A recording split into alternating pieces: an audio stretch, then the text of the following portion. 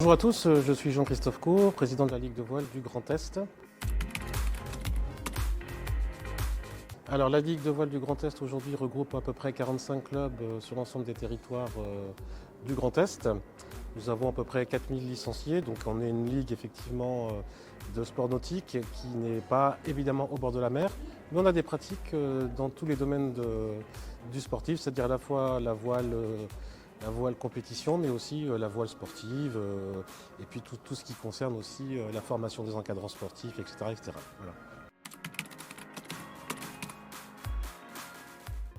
Alors c'est vrai qu'aujourd'hui la voile est un sport qui est plutôt un sport mécanique, donc avec une empreinte carbone plutôt importante.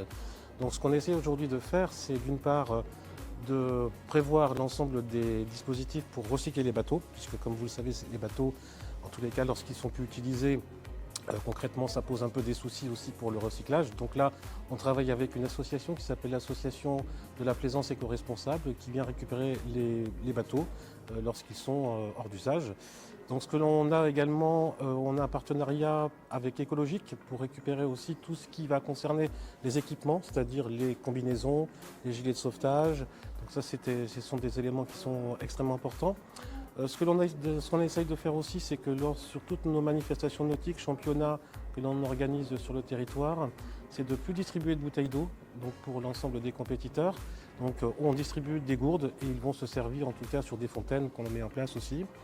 Ce que l'on fait également, et c'est important, c'est que dans l'ensemble des habits de course que l'on publie, donc il y a un article spécifique qui prévoit que lorsque un concurrent jette un déchet éventuellement dans l'eau, donc c'est une pénalité, donc qui peut avoir des conséquences aussi sur ses résultats sportifs.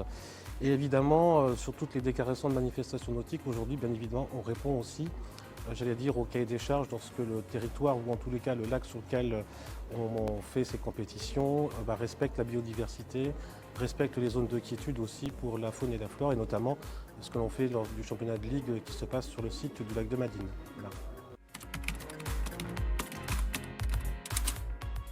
Il est évident que le sport de la voile, il est encadré par des bateaux de surveillance qui forcément sont à propulsion thermique, donc avec de l'essence. Donc aujourd'hui, on essaye aussi avec la fédération de réfléchir à une évolution pour avoir des bateaux électriques. Alors ces bateaux, certains d'entre eux, certains ont été expérimentés lors des Jeux Olympiques qui sont tenus à Marseille. Mais aujourd'hui, on est sur des choses qui évoluent tous les jours.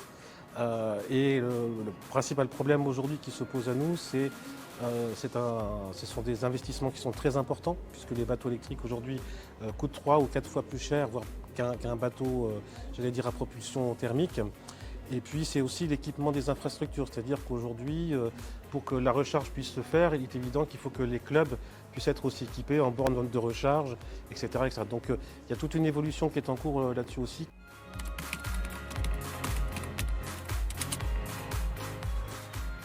Parce que la voile est un sport de pleine nature, évidemment, que nous avons sur le territoire du Grand Est de magnifiques plans d'eau, que ce soit en Champagne avec les plans d'eau du lac du Der, de la forêt d'Orient, vous avez le lac de Madine, vous avez aussi de la navigation qui est possible sur la Moselle, sur le Rhin, etc. Donc je prends l'exemple de mon club à quelques minutes du centre-ville de Metz.